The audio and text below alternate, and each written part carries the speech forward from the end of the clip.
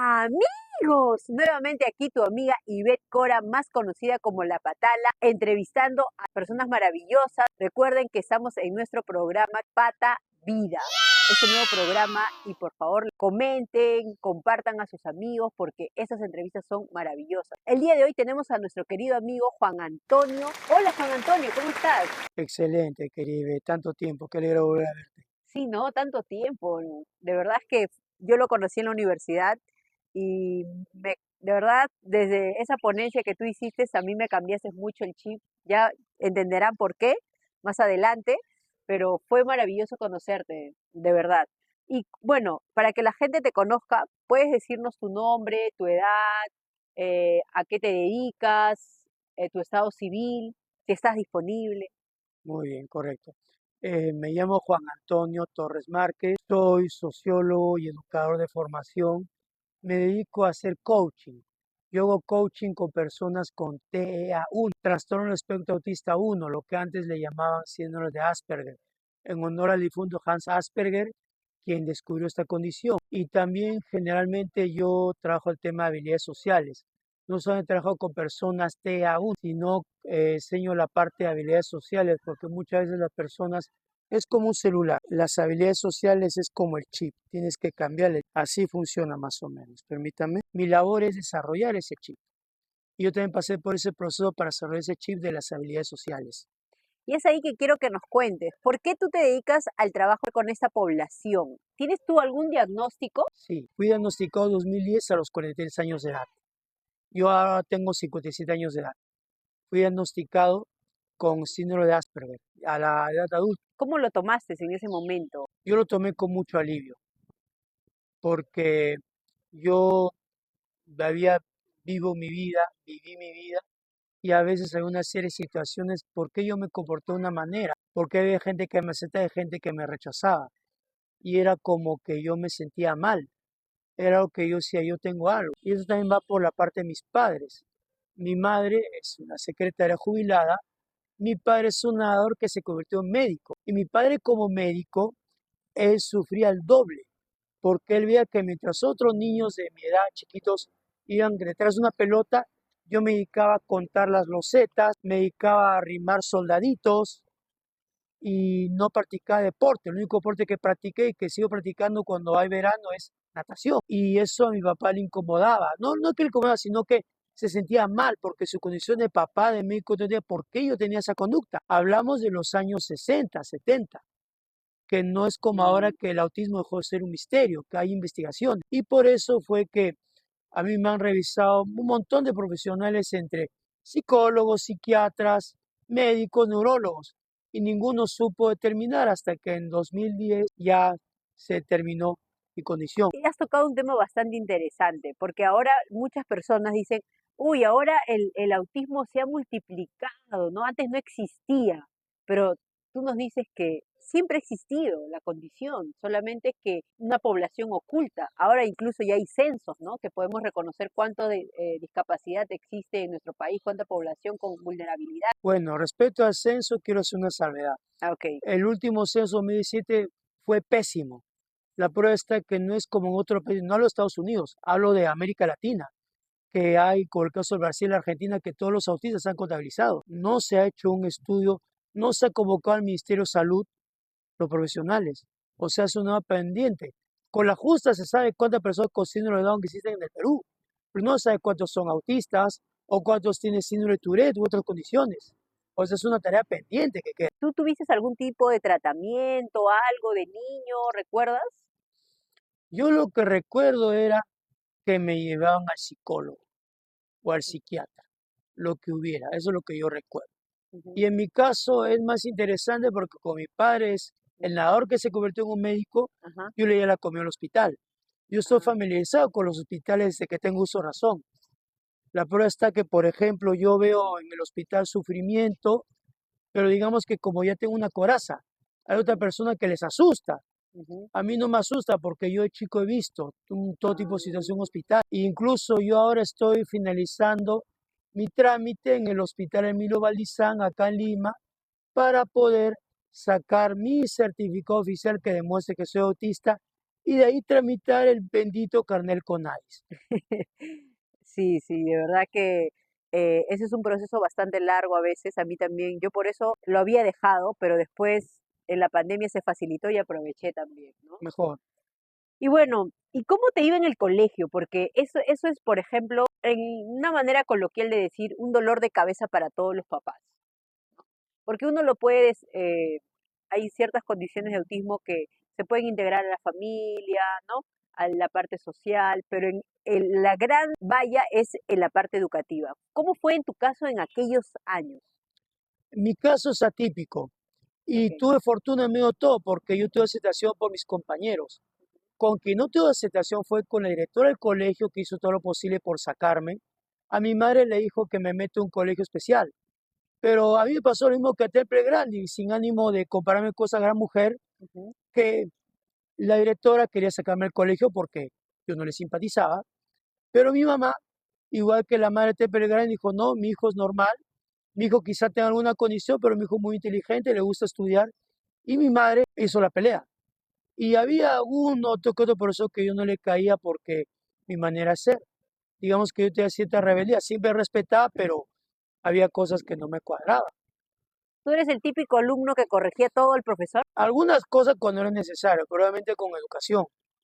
Qué bueno, qué bueno. Sí, porque eso es uno, o sea, esas son características que ha hecho notar las películas, las series, ¿no? Como que las series que hay de personas con Asperger o niños con Asperger o algún tipo de autismo es que son los que más saben, los que interrumpen, ¿no? Los que, ¿no? Entonces, Lamentablemente, pero que te interrumpa, quería, no, no, está bien. lamentablemente la televisión solo quiere vender, igual de Hollywood, Ujú. y a veces exagera.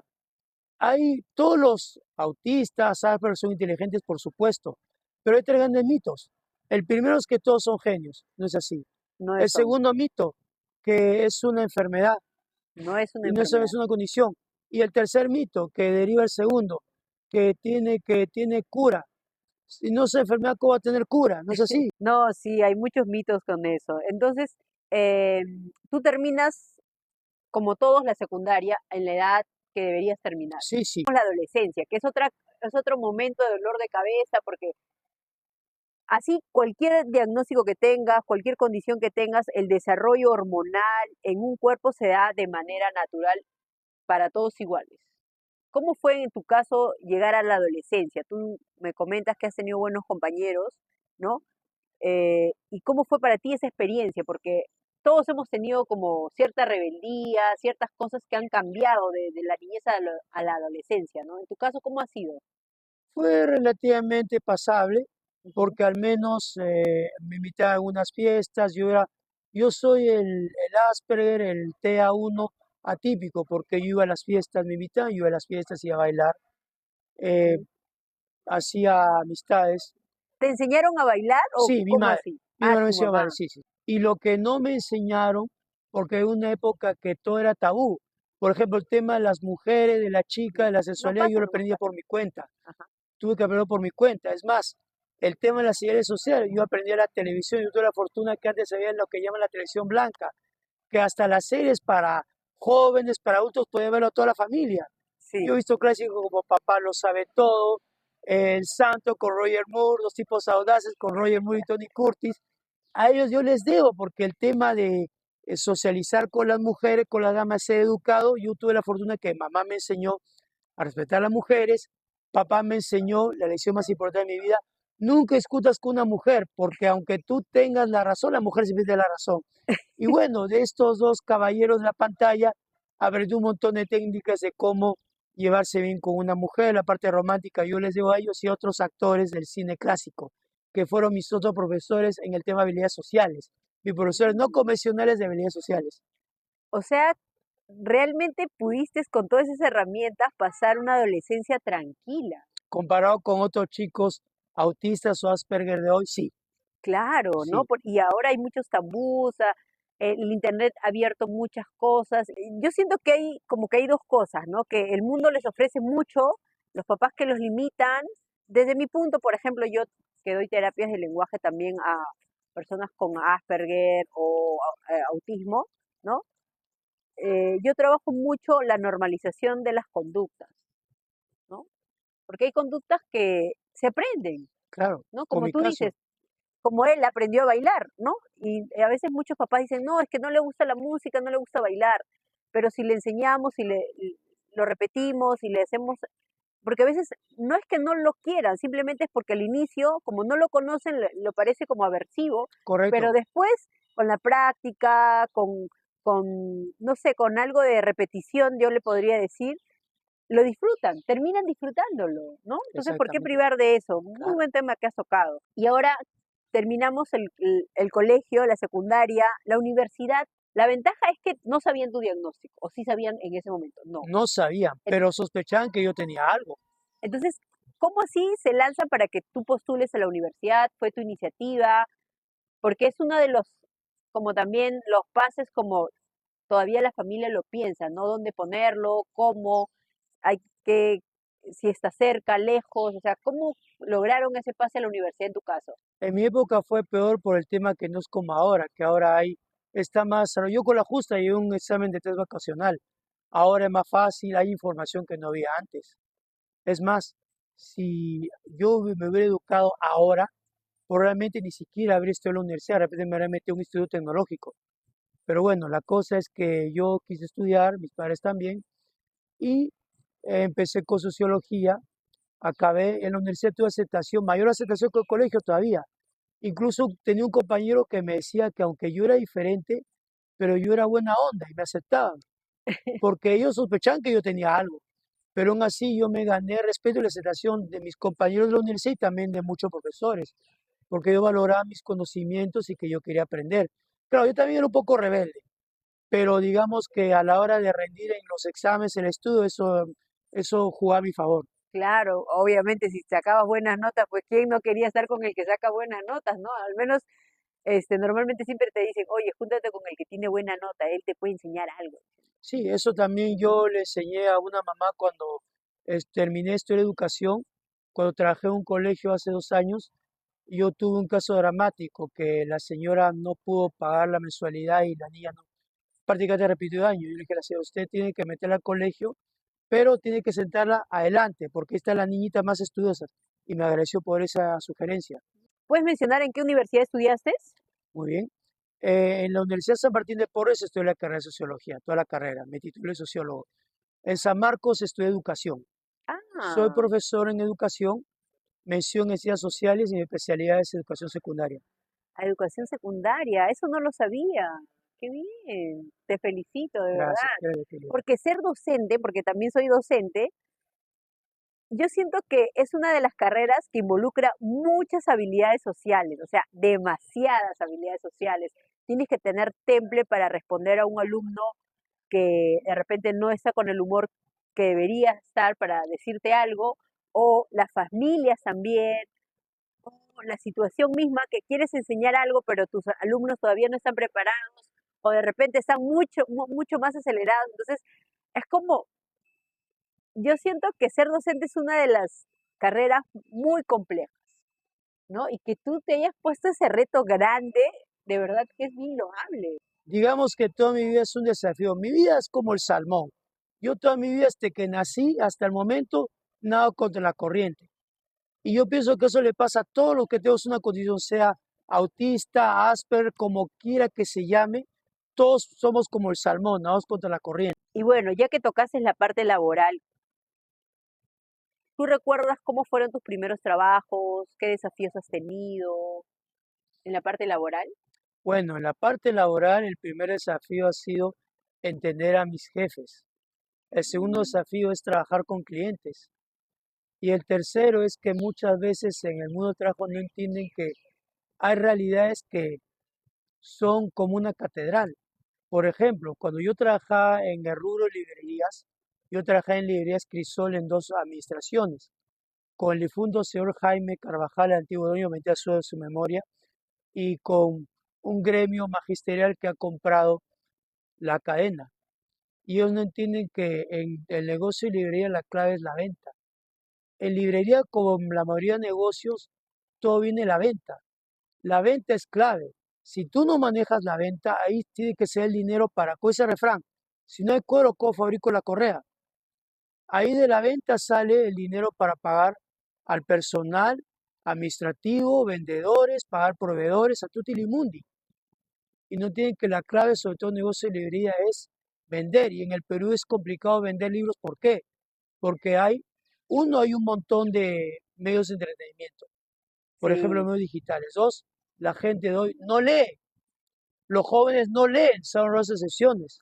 O si leen, leen con todo respeto el libro de chicas. Eso juvenil es un cuento. No libro juvenil, libro de chicas, porque las chicas lo compran. El chico lo compra para contentar a la hermana o a la enamorada. O una chica que le está interesada en enamorarla y lo hace para atraerla. también quería que nos cuentes un poco cuál crees que son las características que a ti te hace Asperger o, por ejemplo, yo recuerdo el día que te conocí que nos hablaste de que tú dominabas muchos idiomas y así ciertas características que de repente muchos, los que nos estén viendo, se sientan identificados, porque tú te desenvuelves tan bien y que la gente diría, pero no parece, ¿no? O sea, vamos a encontrar ese tipo de gente, ¿no? Como me pasa a mí, a veces me ven, me dice, y la gente quiere notar, quiere ver, no sé, quiere ver algo, ¿no? Pero dentro de tus características, ¿qué nos puedes contar de ti? Bueno, mi caso, como el de muchos, es, por ejemplo, los famosos islotes de interés. Ujú. Intereses cerrados, por ejemplo, a mí me interesan los idiomas, me interesa la natación, el ciclismo, o sea, yo tengo intereses cerrados. ¿Qué significa eso para las personas que no entienden esos temas? Significa que una persona con autismo, con Asperger o como quiere que se llama, solo se interesa en un tema y solo habla ese tema. En mi caso es diferente porque como yo aprendí a socializar, ya no es como en el pasado, que yo solo hablaba de idiomas, hablaba solo de series de televisión que a mí me gustan. Una persona con autismo o con TEA1, como quiere que se llame, generalmente solo le interesa hablar de un tema. Es monotemático, no es democrático en la conversación. Yo con el tiempo aprendí a ser democrático en la conversación. Es un primer rasgo. Intereses cerrados, monopoliza la conversación.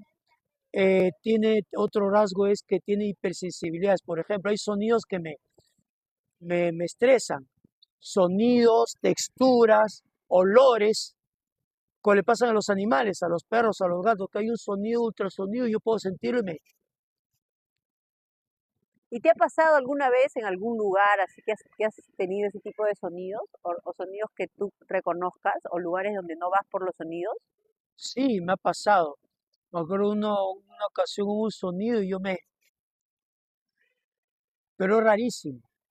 Claro, por ejemplo, yo que trabajo con los chicos, a veces muchos chicos llegan con ese tipo de dificultades y poco a poco se les va enseñando y logran como adaptarse un poco, ¿no? Porque algo que les pasa a los papás y que he visto mucho es que el uso de los audífonos, el uso de muchas cosas como para protegerlos, pero no sé si tú estás de acuerdo, pero para mí protegerlos de esa manera en algún punto está bien, pero la idea es ir quitándoles con la estimulación necesaria para que también se adapten a esa sociedad, ¿no? Estoy totalmente de acuerdo contigo. Es más, hago un acápite más. Usar audífonos en exceso te convierte en sordo. Gente de 40 o jovencitos así como Ivette, si sigue usando seguido, puede tener una sordera como mi padre, que tiene 91 años de edad. Mi padre tiene un oído que ya no oye nada, tiene otro que funciona al 40%, pero mi padre no es porque haya usado audífonos, sino que como Lima tiene contaminación sonora, y eso tú ves en un chofer de combi, en un cobrador, esas personas tienen 30, 40, pero si Sí. llegan a mi edad, a los 57, va a tener sordera parcial, como la que tuvo un aviador de la Segunda Guerra Mundial, que antes no usaban, ahora usan los aviadores. Ujú. Pero eso es para reducir el sonido, no es para bloquear el sonido, ¿no? Exacto. Pero lo que yo veo es que los chicos de ahora o los papás con el tema proteger usan y eso es peligroso. Un ratito sí. Por ejemplo, si está escuchando su clase puede ser. O un ratito en el bus, pero no puede estar a cada momento porque como tú dices, le sobreprotege. La Ujú. sobreprotección es tan mala como dejarlo al garete. Sí, entonces que escuchen ruido es lo más natural. Nosotros vivimos en una, o sea, nuestra comunidad, todo el planeta está hecho de ruidos. Es más, con los ruidos aprendemos, escuchamos el ruido de las palomas, escuchamos ruidos de las hojas que se caen, o sea, los ruidos no es que no sean saludables, son saludables los ruidos. pero eso se estimula. Igual con las texturas, ¿no? Por ejemplo, he conocido muchos casos de niños que no les gusta usar el jean porque obviamente su nivel de sensibilidad es muy alta con este tipo de telas y los papás ya no les ponen, puros buzos los visten, ¿no? Y yo les digo, no, o sea, hay que trabajarlos y se logra, ¿no? Entonces, y así se generalizan muchas cosas como lo que tú acabas de decir, por ejemplo, cómo tú has desarrollado, tal vez para que nos compartan y muchos padres, muchos jóvenes de repente, el hecho de aprender a no monopolizar un poco la conversación, que eso es sumamente importante, ¿no? Porque a veces decimos, muchos papás escuchan decir, déjalo hablar porque si no se va a alterar, ¿no? No, no es así. O sea, déjalo que él hable porque, o sea, tienen miedo a que tenga una crisis y, y, y más bien, o sea, como que refuerzan un poco esa conducta inapropiada y no logran corregirlos, ¿no? Obviamente hay todo un yo creo que ahora ya hay todo un proceso de profesionales que trabajan a base de ello, pero lo más importante aquí, como tú también has recalcado al inicio, es la intervención de los padres. ¿Cómo así en tu caso? En mi caso, mis padres me enseñaron el tema de saber respetar los turnos al hablar. Y en un trabajo también me enseñó uno de mis jefes. Ujú. Y eso me ayudó bastante y lo he aprendido. Claro, es muy importante, por eso digo que muchas habilidades se desarrollan para poder estar dentro de la sociedad, ¿no? Y no sentirse excluidos, ¿sí? A veces queremos que la sociedad se adapte a la condición, No, eso es y irreal. eso es irreal. ¿Y tienes algún desafío que puedas compartirnos en tu trabajo, no sé, en algún lugar que tú hayas podido superar? Yo me acuerdo cuando trabajé en Crisol, en mi primer año, recuerdo que una clienta de una tienda en el centro de Lima la habían atendido mal. Ya. Y como el sistema sigue siendo malo comunicación en la empresa, llamó a la tienda, quería saber si teníamos el libro. Yo le dije, mire, no tenemos el libro. Pero mire, la señora estaba molesta y con justa razón porque le habían peloteado. Y le digo, señora, vamos a hacer algo. Yo he visto en otra tienda, yo puedo llamar y puedo asegurarme que lo tenga en esa tienda y lo reservo sin cobrar un centavo más, para que usted vaya y lo compre. Así que yo llamé y me aseguré y el libro lo tenía. Y yo le dije, mira, separa el libro y leí los dos de la señora. La llamé y la señora me agradeció bastante. Es uno de los tantos desafíos que he tenido en mi vida en el trabajo. Wow, pero has podido resolverlo de la mejor manera. O sea, me hace recordar mucho que cuando a veces tenemos que resolver problemas, como que estamos culpando, oye, pero fue por tu culpa, no por tu culpa. Entonces, y el problema sigue y sigue, y la persona que está con malestar no ve su solución, pero lo tuyo fue actuar. Exacto. Y esa es una de las habilidades que a veces no creemos que en esas condiciones los chicos puedan desarrollarla, ¿no? Y le estamos solucionando todo el tiempo el problema. Qué interesante lo que nos dices. ¿Y de qué te sientes orgulloso? Bueno, yo me siento orgulloso de mi familia, de los seres amados que tengo, de lo que he aprendido en la vida, no solo académicamente, sino como persona. También me siento orgulloso de haber ayudado a otras personas, porque yo pienso que no hay mayor honor, no hay mayor gloria que servir a otros. Y en el caso particular, que cuando trabajé en el colegio, yo me siento orgulloso que me lleva la gratitud de la mayoría de mis estudiantes y de un par de colegas y de algunos papás, que siempre hay papás agradecidos. Y también el caso que ahora que hago coaching, que he retomado mi carrera de coach, que me llevo la gratitud de algunos pacientes y de algunos padres de familia. Ya que tocases el tema del coach, por favor, explícanos de qué se trata tu trabajo, porque mira, algo que yo he visto bastante también, porque estoy en una asociación donde ven personas que tienen problemas de cáncer y otras personas que han superado eso, los guían, la recuperación es mucho más pronta, porque es como que yo conecto con la experiencia de vida que yo tuve y estoy conectando con tu experiencia y tu proceso, ¿no?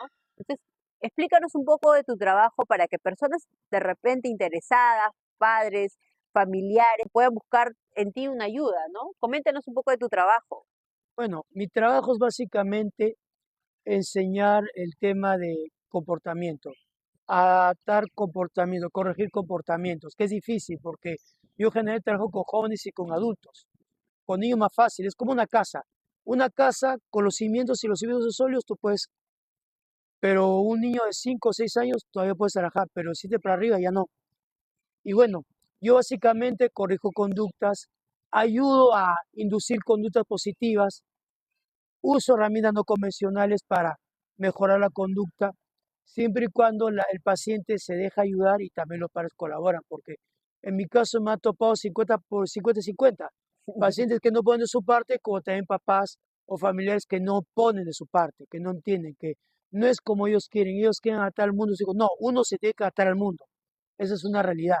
Estamos en ese todavía, en ese proceso de que muchas personas, las condiciones, sí es cierto que hay cosas que se pueden adaptar, como por ejemplo las rampas, ¿no? Cosas físicas para facilitar ciertas cosas, pero en la gran mayoría, muchos de nosotros tenemos que adaptarnos también a la sociedad y creo que ser partícipes también de este proceso de adaptación, porque algo que yo siempre recalco es que si yo no muestro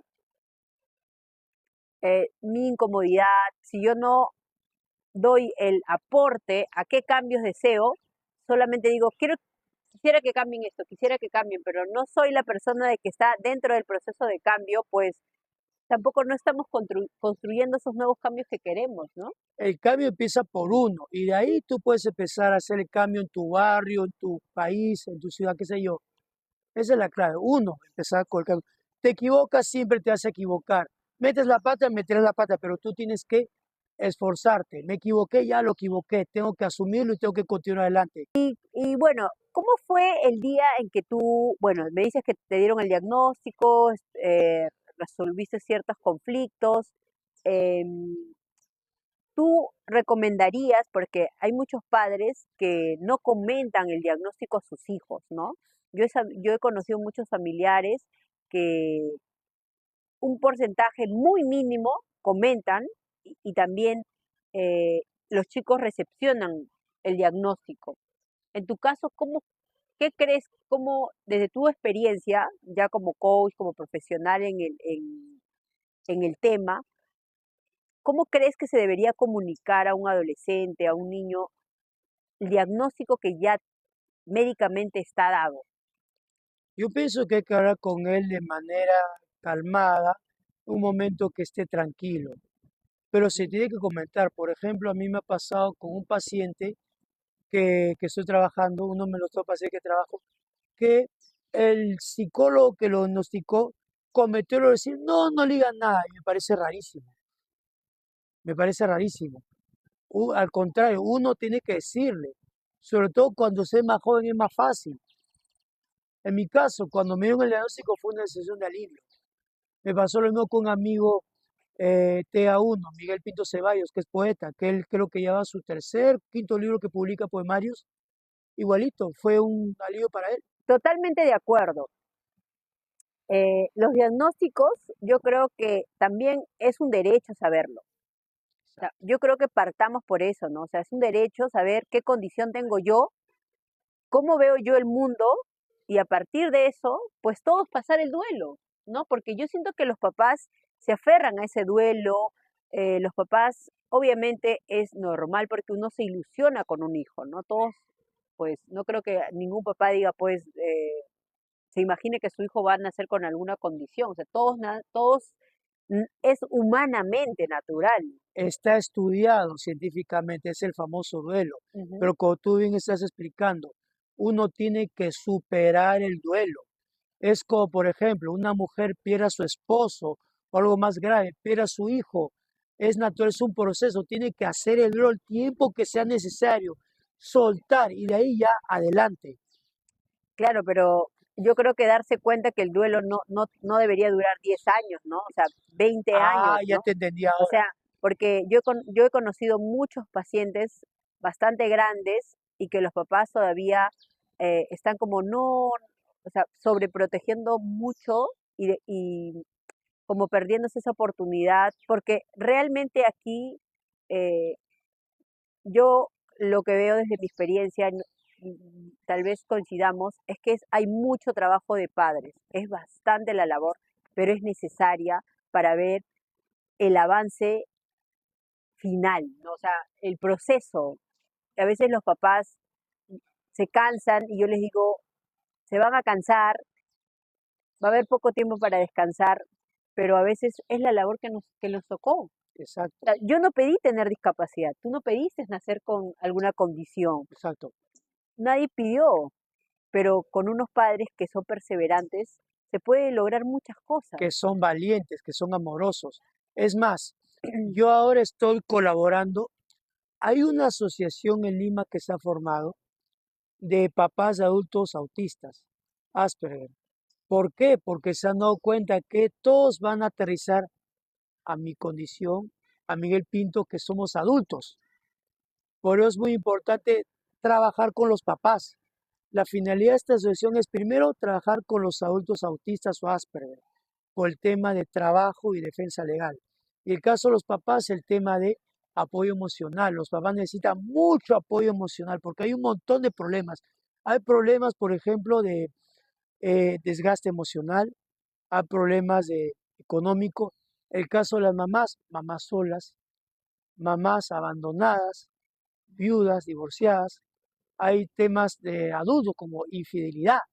Son problemas muy serios y se necesita bastante apoyo.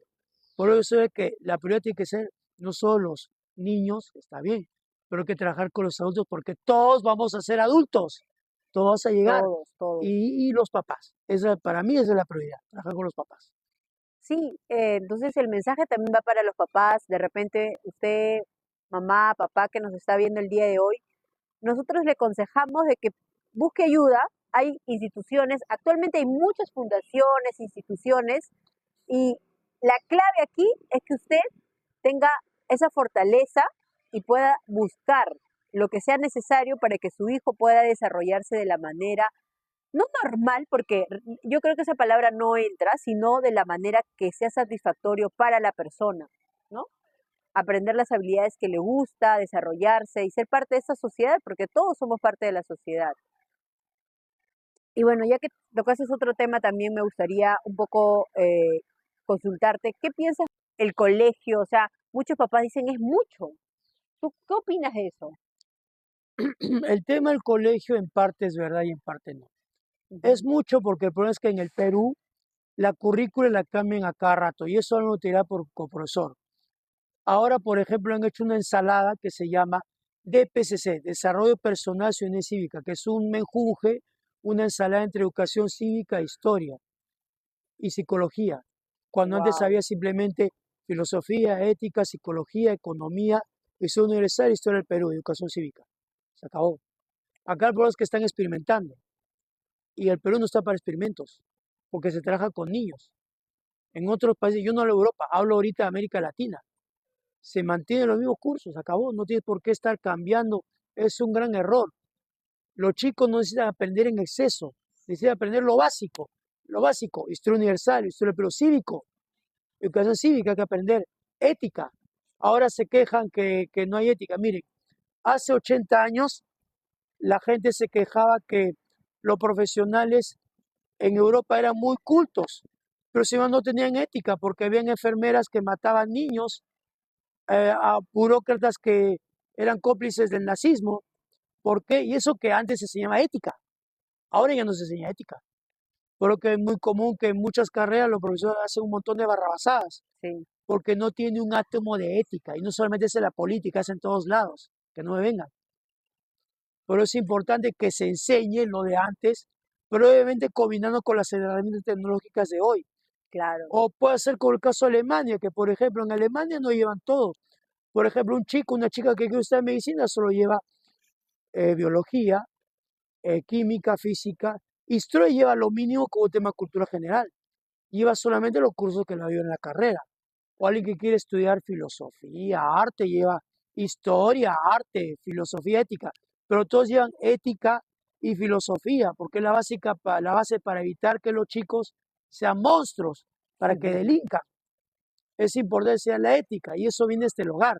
Es otro problema que hay. Quieren que el colegio enseñe todo. No, señor. En el hogar uno enseña valores. El colegio simplemente enseña conocimientos, punto. Porque si no trabajaste el hogar, ya no. Pero La realidad actual de todos los niños y adolescentes es que pasan muchas horas en el colegio, los papás pasan muchas horas en el trabajo. Bueno, esos temas son muy complejos, pero solamente queríamos decirles que los chicos que están llevando tratamiento, es importante el tratamiento que lleven, es importante que vayan al colegio, pero también no sobreexigirles, Eso, ¿no? O sea, porque el colegio de todas maneras va a haber una exigencia muy alta y como dicen, no todos los chicos con Asperger o con autismo pues son brillantes y tampoco tendrían que serlo. Entonces, esa sobreexigencia también puede generar crisis en otras áreas, ¿no? Eh, y bueno, eso es más como dato informativo, lo importante es acabar la secundaria, porque correcto. ahora hay opciones que no habían en mi época. Que acabe su secundaria y de ahí ya ve qué quiere hacer su vida, punto. No hay que Y complicarse. incluso actualmente yo siento que aún es más sencillo porque hay carreras que no necesitas estudiarlo, solo los desarrollas Sí, y, es verdad. y tienes dinero, o sea, puedes vivir.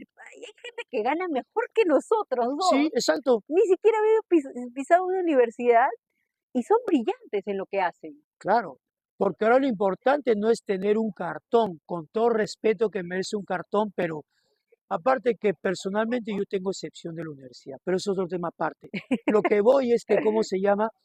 El chico, la chica tiene que poder tener una carrera que permite a ganarse la vida, sobre todo una persona neurodiversa, Asperger, autista, como quiera que se llame, tiene que tener una carrera para poder vivir, pagar su cuarto, pagar su casa, poder pagar su remedio, proyectarse a la jubilación, porque encima que observé la jubilación es pésima, no es mala, es pésima, y es importante trabajar esos temas desde ahora.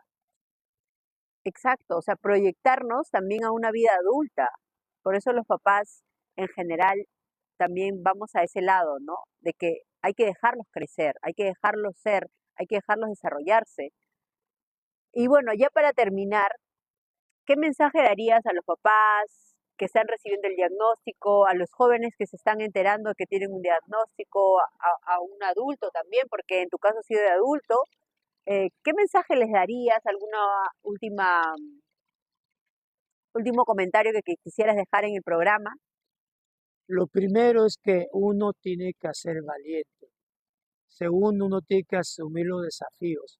Uno no puede cruzarse de brazos, uno no puede sobredejar a los chicos, uno tiene que lucharla. Y tú, si uno recibe el diagnóstico, tiene que aceptarlo, porque ese problema también se da en la gente neurotípica. Neurotípica nosotros llamamos a que no tienen ni autismo, ni Asperger, ni nada. Hay gente que, por ejemplo, no acepta el color de su cabello, no acepta su tamaño, no acepta su edad, no acepta su etnia, no acepta su origen. Eso es muy humano. Una cosa es que una persona se pinte el pelo por monería, pero hay gente que se pinta porque no acepta su realidad. Uno tiene que aceptar su realidad. Tanto la persona que recibe el diagnóstico como los papás. Papás, sean valientes, pidan ayuda. Call for help, pidan ayuda, no tengan temor. Acepten, no sobreprotejan a los hijos porque ustedes no son eternos. Tienen que pensar, ser realistas, prepararlos para la vida, como hacen los norteamericanos, como hacen los europeos, que los chicos sean independientes para que cuando ustedes no estén, ellos puedan vivir en este mundo tranquilos, lleven la vida que se merecen. Uno no tiene el derecho, tiene el deber de ser feliz a su manera. Muchísimas gracias, querida Ivette, por esta oportunidad. Ya sabes, Gracias. También vamos a dejar los datos de la asociación que tú mencionaste de adultos. Aquí debajo va a haber descripción, va a estar los datos de nuestro amigo, los datos de la asociación y los datos que podamos compartirle donde puedan buscar ayuda para personas con autismo, Asperger. Y bueno, también justo que acabas de decir, hablaste de la felicidad y es algo que personalmente yo he ido en búsqueda de eso y según los estudios que se han desarrollado actualmente, porque en nuestro país lamentablemente no hablamos de felicidad, es como que esa palabra está hecha, pero nadie la... Si yo digo, ¿tú eres feliz? Pregunto a muchas personas, dice, ¿qué? O sea, no entienden siquiera la palabra, ¿no? Pero ya que lo has tocado, quisiera quedarme con esa palabra y decirles, papás, es posible que sus hijos sean felices como son, Es posible que ustedes sean felices viendo a sus hijos desarrollarse, pero es tarea de todos, es tarea de ustedes que nuevamente decirles que sean muy fuertes, valientes con lo que les tocó, que sí se puede y que hay lugares donde pueden acudir y también hay programas como este y muchos otros que les va a poder dar otra vista, otra esperanza. Y espero que este programa les haya servido de muchos y para que puedan también otras personas conocernos, para que podamos difundir ese mensaje. Les pedimos que compartan, comenten si tienen alguna historia, de repente para poder invitarlo nuevamente a nuestro amigo. Si quieren compartir algo, conocer más, por favor escriban y así estaremos gustosos de poder responder a todos ustedes. Bueno, ya nos estamos despidiendo. Muchas gracias. Chao. Chao.